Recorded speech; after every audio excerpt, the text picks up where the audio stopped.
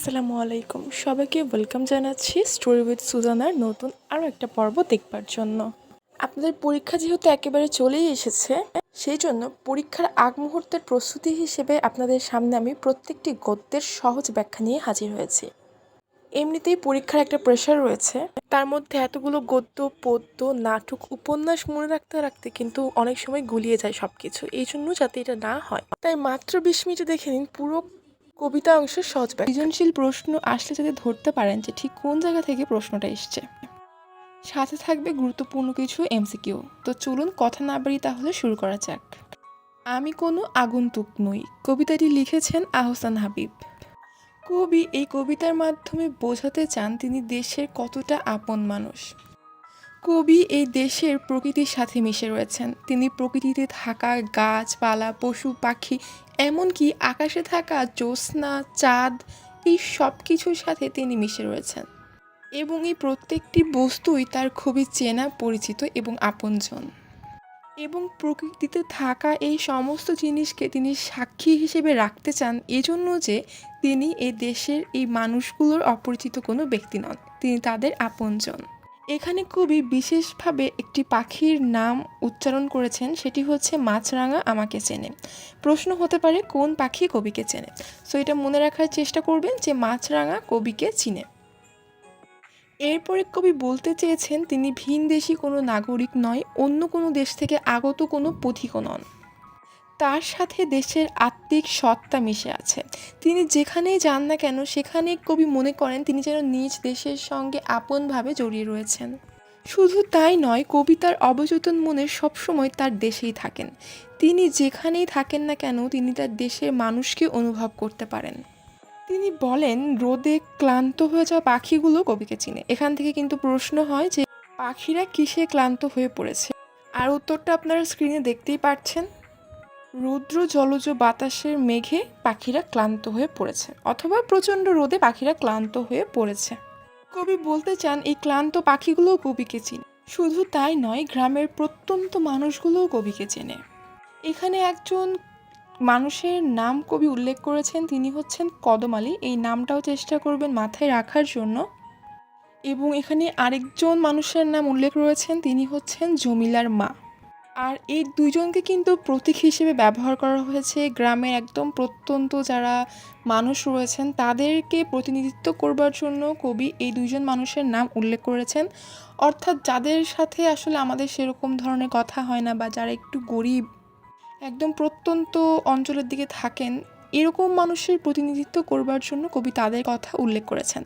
কবি এ ধরনের মানুষগুলোর সাথেও তাদের সম্পর্ক রয়েছে, এ ধরনের মানুষগুলোকেও যে কবি চিনেন সেটা বলবার জন্যই কবি এনাদেরকে এখানে উল্লেখ করেছেন।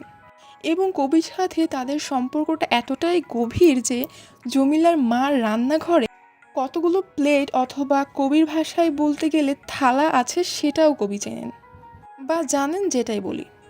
সাধারণত ঘরের মানুষ ছাড়া বাসায় কতগুলো প্লেট বা থালা বাসন আছে সেগুলো কিন্তু সাধারণত বাইরের মানুষের সম্পর্কে বাইরের মানুষের পক্ষে জানা সম্ভব নয়। কিন্তু এখানে কবির সাথে তাদের সম্পর্কটা এতটাই গভীর এবং আপনজন তারা, যে কবি এটাও জানেন যে জমিলার মার রান্নাঘরে কতগুলো শুকনো থালা রয়েছে এবং সেগুলোকে সে ভালোভাবে চেনেও। এই দেশের মাটির সাথে কবির একটা বিশেষ সম্পর্ক রয়েছেন এবং তিনি এই প্রত্যেকটির গন্ধ, স্নিগ্ধ হাওয়া সব কিছুই তার পরিচিত। এবং এই সব কিছুর মধ্যেই কবির অস্তিত্ব লুকিয়ে রয়েছে। পুরো দেশটি কবির চেনা। এই দেশের প্রত্যেকটি কোণায় কবির অস্তিত্ব মিশে রয়েছে। তার আবেগ, অনুভূতি সব কিছু দেশের প্রকৃতির মধ্যে মিশে রয়েছে। এখন যে লাইনটা আপনারা দেখতে পাচ্ছেন, আমি এই উধাও নদীর মুগ্ধ এক অবোধ বালক, এই লাইনটির অর্থ হচ্ছে যেই নদীটির কথা কবি বলছেন এখানে, যে সামনে ধুধু নদীর কিনারা আমার অস্তিত্ব গাথা। অর্থাৎ এখানে একসময় একটি নদী ছিল যেটির অস্তিত্ব হয়তো এখন নেই, কিন্তু একসময় সেটি ছিল, যেটি এখন সময়ের কারণে অথবা আস্তে আস্তে এটা উধাও হয়ে গিয়েছে। যে নদীটি আগে ছিল এবং এখন নেই, সেই নদীটিও পর্যন্ত কবির ভীষণ চেনা। জন্মভূমির সাথে যে কবির যে নিবিড় একটা সম্পর্ক, যে একটা আত্মার সম্পর্ক, সেটা এখানে কবি বোঝাতে চেয়েছেন। তার দেশের সব কিছুই তার কাছে অনেক চেনা মনে হয়। একদম জন্মভূমির যে শেকড়ের মানুষগুলোকেও সে চেনে। দেশের মানুষের কাছে গেলে তাদের অনুভূতিগুলোকে আন্তরিকভাবে যদি ধারণ করা যায় তাহলে কিন্তু দেশের সব মানুষকেই চেনা আপনজন মনে হয়। মূলত যদি একেবারে ছোট করে বলি তাহলে জন্মভূমির প্রতি যে গভীর একটা ভালোবাসা, মমতা, মায়াবোধ, দেশত্বপ্রেম এবং এই দেশের মানুষগুলোর সাথে যে নিবিড় সম্পর্ক এবং ভালোবাসা এবং আত্মার যে একটা টান, এটাই কবি মূলত এই কবিতার মাধ্যমে প্রকাশ করতে চেয়েছেন। আর আরেকটা ব্যাপারও এখানে লক্ষণীয়, সেটি হচ্ছে যে গ্রামীণ জীবনযাপনের যে দৃশ্যপটগুলো সেগুলোও কিন্তু এখানে কিছুটা হলেও কবি দেখিয়েছেন। এখান থেকে তেমন কঠিন কোনো প্রশ্ন হয় না। আমি যতটুকু বলেছি এটুকু যদি মাথায় রাখতে পারেন আর কবিতাটা যদি একবার শোনেন তাহলে আশা করি বুঝতে পেরে যাবেন এটার পুরো মূল ভাবটা। এখানে মূলত সাদৃশ্য, বৈসাদৃশ্য এগুলো ব্যাখ্যা করতে বলা হতে পারে সৃজনশীলে। বেশি কঠিন সৃজনশীল আসলে এখান থেকে আসে না। শুধু কয়েকটি পয়েন্ট একটু মাথায় রাখবেন, সেটি হচ্ছে দেশের মানুষের সাথে যে সম্পর্ক, নিবিড় সম্পর্ক, আন্তরিক সম্পর্ক, যে মমতা বোধ, ভালোবাসা, এটা। এবং দ্বিতীয়ত দেশের প্রতি কবির যে টান, যে মায়া, ভালোবাসা, দেশপ্রেম সেটি। এবং গ্রামীণ জীবনের কিছুটা প্রভাবও এখানে লক্ষণীয়। আর পুরো দেশটি যে কবির নিজের আপন এবং তার সত্তা যে প্রত্যেকটি জায়গায় মিশে রয়েছে এটিও একটু লক্ষ্য রাখবেন। তো এই কিছু পয়েন্ট যদি মাথায় রাখেন তাহলে আশা করি এখান থেকে উত্তর করতে কোনো রকম অসুবিধা হবে না। আর আমি অল্প কিছু এমসিকিউ বলে দিয়েছি, আপনারা একটু পড়ে নেবেন টেস্ট পেপার বা যেখান থেকে পারবেন, কারণ আসলে এখানে তো আমি মূলভাব বলেছি, আমি তো এখানে প্রত্যেকটা ইম্পর্টেন্ট লাইনগুলো বলিনি। আপনারা যদি চান তাহলে আমি এরপরে ইম্পর্টেন্ট লাইনগুলো বা কিছু এমসিকিউ অথবা কিছু নলেজ বেসগুলো বলে দিতে পারি, এতে করে আপনাদের সুবিধা হবে। তবে ভিডিওটা বড় হয়ে যাবে বিধায় আমি এগুলো অ্যাড করিনি এখানে। চেষ্টা করেছি সৃজনশীলের ধারণা দেবার জন্য কোথা থেকে প্রশ্ন আসতে পারে, কী কী পয়েন্ট মাথায় রাখলে আপনি সুন্দর করে সৃজনশীল উত্তর করতে পারবেন সেটুকু বুঝিয়ে দেবার জন্য। মূলত একটি স্মৃতিচারণমূলক কবিতা, যেখানে কবি নিজের দেশের নদীর প্রতি স্মৃতিকাতর হয়েছেন। তিনি যখন ফ্রান্সে বসবাস করতেন তখন তিনি নিজের জন্মভূমির প্রতি নিজের স্মৃতিকাতরতা অনুভব করেছেন। দেশের বাইরে থাকাকালীন কবি অনুভব করেছেন তার জন্মভূমির প্রতি তার টান এবং মাতৃভূমির নদীর প্রতি তার মমতা। কবি অবচেতন মনেও নিজের মাতৃভূমির কথা ভাবেন। তিনি ভাবেন তার মাতৃভূমির কপোতাক্ষ নদের কথা। এই নদীর মাতৃজলে কবির তৃষ্ণা মিটবে। কবি কবিতার মাধ্যমে তার দেশের প্রতি ভালোবাসা প্রকাশ করেছেন এবং তার দেশের নদী অর্থাৎ কপোতাক্ষ নদের প্রতি তার স্মৃতিকাতরতার প্রকাশ ঘটিয়েছেন। তিনি দেশের বাইরে থাকাকালীন যত নদ নদী দেখেন না কেন, কপোতাক্ষ নদকে দেখার স্বাদ তার মেটেনি। কপোতাক্ষ নদকে তিনি সবিনয় মিনতি করেন যেন কপোতাক্ষ নদ তাকে বন্ধু ভেবে তাকে কাছে ডেকে নেয়। তিনি যেমন কপোতাক্ষ নদকে মনে করেন, কপোতাক্ষ নদও যেন ঠিক একইভাবে তাকে সস্নেহে স্মরণ করে। কবিতার অবচেতন মনেও কপোতাক্ষ নদের কলকল ধ্বনি শুনতে পান। শুধু তাই নয়, কবি নিজের শৈশবের কথাও মনে করেন। কপোতাক্ষ নদের পাশে কাটানো তার শৈশবের দিনগুলোও মনে করেন দেশের বাহির থেকে। শৈশব কৈশোরের কাটানো দিনগুলো তাকে আরও স্মৃতিকাতর করে তোলে। মূলত কপোতাক্ষ নদ একটি চতুর্দশপদী কবিতা এবং এটি সংকলন করা হয়েছে চতুর্দশপদী কবিতাবলী থেকে। কেমন জীবন সঙ্গীত কবিতাটি রচনা করেছেন হেমচন্দ্র বন্দ্যোপাধ্যায়। কবি হেমচন্দ্র বন্দ্যোপাধ্যায় এই জীবন সঙ্গীত কবিতার মাধ্যমে বলতে চেয়েছেন যে মানুষের জীবন যতটা ক্ষণস্থায়ী হোক না কেন, এই ক্ষণস্থায়ী জীবনকে ছোট মনে করে যেন মানুষ বসে না থাকে। অর্থাৎ কেউ যেন এমনটা না ভাবে যে আজ আছি তো কাল নেই, হয়তো কয়েকদিন পর মারা যাব, তো আর কাজ করে কি হবে, এই ভেবে যেন কেউ বসে না থাকে, এমনটা কবি কবিতায় বলেছেন। এই পৃথিবীতে যতগুলো মানুষ আছে প্রত্যেকের কিন্তু নিজ নিজ কিছু দায়িত্ব রয়েছে। যেমন আপনাদের মতো যারা স্টুডেন্ট তাদের দায়িত্ব পড়াশোনা করা, আবার আমাদের যারা বাবা রয়েছেন বাবাদের দায়িত্ব চাকরি করা, মায়েদের দায়িত্ব ঘর সংসার সামলানো, অনেকে তো আবার চাকরির পাশাপাশি ঘর বাহির দুটোই সামলাচ্ছে। তো এরকম বিভিন্ন মানুষের বিভিন্ন রকম দায়িত্ব রয়েছে। তো মানুষ যাতে বসে না থেকে তার নিজ নিজ দায়িত্বগুলো পালন করে সেই আহ্বান কবি করেছেন। কবি মানুষকে এই জগৎ সংসারকে বৃথা বলতে নিষেধ করেছেন। কারণ মানুষ যদি এই ছোট জীবনে পাওয়া না পাওয়াগুলো নিয়ে বেশি চিন্তা ভাবনা করে, তাহলে মানুষের হয়তো মনে হতে পারে যে তার এই জীবনটা হয়তো পুরোই বৃথা। তাই সব নেতিবাচক অর্থাৎ নেগেটিভিটিগুলো বাদ দিয়ে পজিটিভ যে বিষয়গুলো, সেই বিষয়গুলো যদি মানুষ মাথায় রেখে এগিয়ে যায়, তাহলে কিন্তু সে তার এই স্বল্প সময় অনেক দূর পর্যন্ত এগিয়ে যেতে পারে। এবং সে যদি প্রাণপণ চেষ্টা করে তার লড়াইটা চালিয়ে যেতে পারে, তাহলে কিন্তু সে পৃথিবীর বুকে অমর হতে পারে তার কাজের মাধ্যমে। তাহলে তার ক্ষণস্থায়ী এই জীবনটাকেও মানুষ আজীবন ধরে মনে রাখবে। তাই কবি মানুষকে জীবনের প্রতি আশা রাখতে বলেছে। কখনো আশা হারালে চলবে না, আর কোনো নির্দিষ্ট একটার দিকে লক্ষ্য করে সেদিকে এগিয়ে যেতে হবে। কখনো ব্যর্থতার ভয় কিন্তু পিছিয়ে থাকা চলবে না, বরং আরও দ্বিগুণ উদ্যমের সাথে কাজ চালিয়ে যেতে হবে, যাতে সফলতা কোনো না কোনো সময় ঠিকই পাওয়া যায়। মূলত কবি জীবন সংগ্রামে যা যা করতে হয়, যেরকম মানসিকতা রেখে এগিয়ে যেতে হয়, সে কথাই এখানে বলেছেন। নিজ দায়িত্ব পালন করে প্রাণপাত করে এই জীবন সংগ্রামে এগিয়ে যেতে বলেছেন কবি, এবং জীবনের প্রতি আশা রেখে সামনের দিকে এগিয়ে গেলেই মানুষ তার সফলতা ঠিকই পাবে। কবিতাটা আসলে খুবই ছোট, এটাকে আসলে বড় করে বলার তেমন কিছুই নেই। শুধু আমি যতটুকু বলেছি অতটুকু যদি আপনারা মাথায় রেখে দেন, তাহলে কিন্তু খুব সুন্দর করে এখান থেকে উত্তর করতে পারবেন। তবে বিষয়টা এমন না যে আমি যা বলেছি আপনাকে তাই লিখতে হবে, আর এভাবে করে কিন্তু লেখাও যায় না। শুনে সেটা পুরোপুরি মনে রেখে বা মুখস্থ করারও কিন্তু কোনো ব্যাপার নেই। আপনি যতটুকু বুঝতে পারবেন ঠিক ততটুকুই কিন্তু পরীক্ষার খাতায় গিয়ে লিখতে পারবেন। তাই মুখস্থ করার থেকে বুঝে পড়াটা কিন্তু বেশি ভালো আমার কাছে মনে হয়। আর এই কবিতাটা যেহেতু একেবারেই ছোট, আমি যদি একেবারেই ছোট করে বলি, তাহলে মূলত কবি সংসার সমরাঙ্গনে টিকে থাকার যে লড়াইটা, সেটা সম্পর্কে বলেছেন।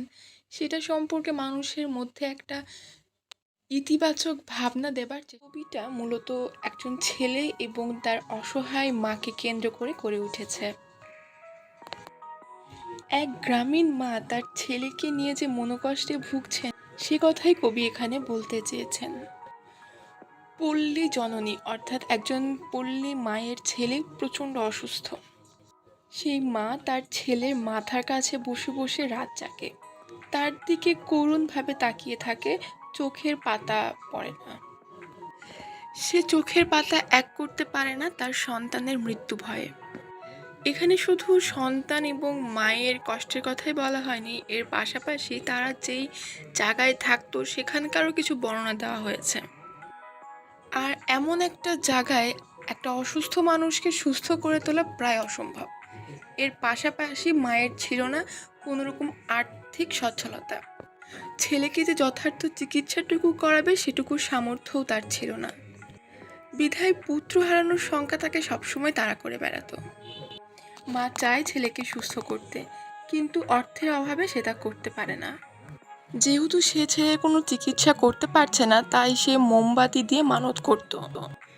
নামাজের ঘর অর্থাৎ মসজিদ, দরগায় সে মানত করে বেড়াতো যাতে তার ছেলে সুস্থ হয়ে উঠতে পারে। শুধু তাই নয়, সে তার সন্তান হারানোর ভয় এতই ভীত ছিল যে প্রকৃতির মাঝেও সে তার অবচেতন মনে তার সন্তানের আয়ু নেই বলেও ভাবত। মায়ের এমন ধারা চিন্তাভাবনার মাঝে ছেলে মাকে বলতো, রহিম চাচার ঝাড়ায় কি সে সুস্থ হয়ে উঠতে পারে না? এখানে রহিম চাচার ঝাড়া বলতে বোঝানো হচ্ছে যে আমাদের দেশে এর আগে, এখন বর্তমানে খুব একটা দেখা যায় না, তবে এর আগে পানি ঝাড়া, ঝাড়ফুঁকের একটা প্রচলন ছিল। মানুষ অসুস্থ হলে ডাক্তারের কাছে যাওয়ার পরিবর্তে এসব ঝাড়ফুঁক দিয়ে রুগী সুস্থ করার একটা প্রবণতা তাদের মধ্যে ছিল। তো ছেলের মতে এটি একটি চিকিৎসা পদ্ধতি। তো সে রহিম চাচার কাছে যেতে চায় যাতে তার ঝাড়ফুঁকে সে সুস্থ হয়ে উঠতে পারে। শুধু তাই নয়, ছেলে তার মাকে তার লাটাইটা যত্ন করে তুলে রাখতে বলে। শুধু তাই নয়, 7 নরিশিকা ভরে তাকে ঢ্যাপের মোয়া বেঁধে রাখতে বলে। এছাড়াও আরও কত কথা যে ছেলে তার মাকে বলে। ছেলের আশা সে একদিন ঠিক সুস্থ হয়ে উঠবে। তবে ছেলের মা তার মাথার কাছে বসে পুরনো স্মৃতি মনে করতে থাকে। কোনো একদিন ছেলে তাকে না বলে চলে গিয়েছিল এবং সন্ধ্যার পরে এসেছিল, আর এর জন্য তার মায়ের মন খুব আইঠাই করছিল। শুধু তাই নয়, ছেলে যখন তাকে মেলায় যাবার কথা বলে, অর্থাৎ আড়ঙের দিন, এখানে কবিতায় যেটা বলা হয়েছে, ওখানে যাওয়ার কথা যখন ছেলে মাকে বলেছিল, তখন দারিদ্রতার কারণে যে সে ছেলেকে যেতে দিতে পারছে না, এ কথা সে ছেলের মুখের উপর বলতে পারেনি। তাই বলতো মুসলমানের আড়ত দেখতে নেই। ছেলেও ঠিক তেমনি পাল্টা প্রশ্ন করত, করিম, আজিজ ওরা যদি যেতে পারে তাহলে সে কেন যেতে পারবে না?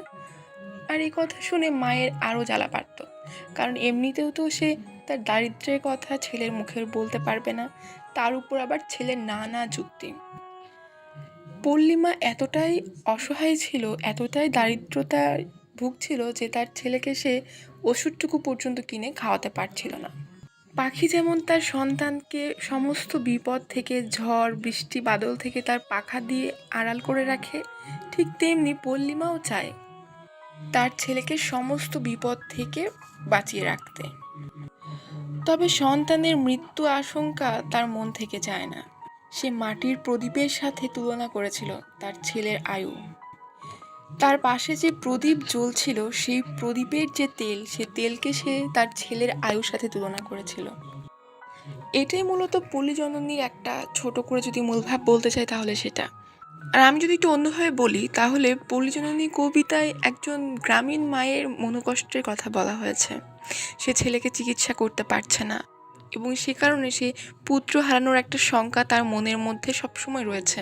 সন্তানের প্রতি মায়ের যে মমতা, ভালোবাসা, স্নেহ, তারই কিন্তু বহিঃপ্রকাশ ঘটেছে এই কবিতায়। শুধু তাই নয়, ছেলেকে বাঁচানোর জন্য নানা উপায় সে অবলম্বন করে, যেমন দরগায় যায়, মানত করে, বিভিন্ন কাজ। কিন্তু তারপরও যেটা প্রয়োজন, অর্থাৎ ওষুধ কেনা, চিকিৎসা করা, টাকার অভাবে মা সেটা করতে ব্যর্থ হয়েছে। এবং এই বিষয়ে কিন্তু একটা প্রশ্নও আছে, বইয়ের সৃজনশীল প্রশ্ন, যদি খেয়াল করে আপনারা দেখেন তাহলে ওখানে একটা প্রশ্ন আছে যে আজও রোগে তার পথ্য জোটেনি, পথ্য না জোটার কারণ কি? আর এটার উত্তর কিন্তু দারিদ্রতা। শুধুমাত্র দারিদ্রতার কারণেই কিন্তু মা তার সন্তানের জন্য যতটুকু ওষুধ দরকার, পথ্য যেটা দরকার, ওটা সে জোগাড় করতে পারেনি। একেবারে গ্রামীণ জীবনে মায়ের দারিদ্র্যপীড়িত জীবনের কথাই কিন্তু এখানে আসলে বলা হয়েছে। আর এর পাশাপাশি অবশ্যই পল্লী জননী ও তার রুগ্ন ছেলের অবস্থার কথাও এখানে উল্লেখ রয়েছে। আর এখান থেকেই বেশিরভাগ প্রশ্নটা আসে। আসলে কবিতাটা খুবই সহজ, যদি একটু বুঝতে পারেন তাহলে কিন্তু এখান থেকে উত্তর করাটা একেবারেই ইজি। এখান থেকে কিন্তু এমন আরও প্রশ্ন আসে যে কেন মা ঘুম ঘুম চোখে ছেলের দিকে তাকিয়ে থাকে। আবার এরকম প্রশ্নও আসতে পারে যে জোনাকি মেয়েরা কুয়াশা কাফন ধরি বলতে কি বোঝানো হয়েছে। এখানে আসলে মায়ের মনে সন্তান হারানোর যে অজানা আশঙ্কা বা ভয়, সেটাই বোঝানো হয়েছে। তো এরকম আরও অনেক অনুধাবনমূলক প্রশ্ন এখান থেকে। কবি মানুষকে সাম্যের জয়গান গাইতে বলেছেন। বঙ্গবাণী কবিতাটি কবি আব্দুল হাকিমের নূরনামা কাব্যগ্রন্থ থেকে সংকলন করা হয়েছে। মূলত বঙ্গবাণী অর্থই বাংলা ভাষা, আর কবি এই কবিতায় বাংলা ভাষা, বাংলাদেশ এবং বাংলাদেশের সংস্কৃতির উপরে জোর দিয়েছেন। কবি তাদের জন্য কাব্য রচনা করতে বসেছেন যারা কিনা বাংলা ভাষা ছাড়া অন্য কোনো ভাষায় কথা বলতে কিংবা অন্য কোনো ভাষা বুঝতে পারে না। তবে বাংলা ভাষাকে গুরুত্ব দিয়েছেন বলে তিনি কিন্তু অন্য কোনো ভাষাকে ছোট করে দেখেননি। আরবি, ফার্সি কিংবা অন্য যে কোনো ভাষাকেই তিনি সম্মান জানিয়েছেন।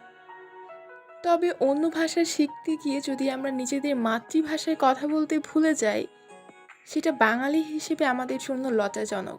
এমন কথাই কবি বোঝাতে চেয়েছেন তার কবিতার মাধ্যমে।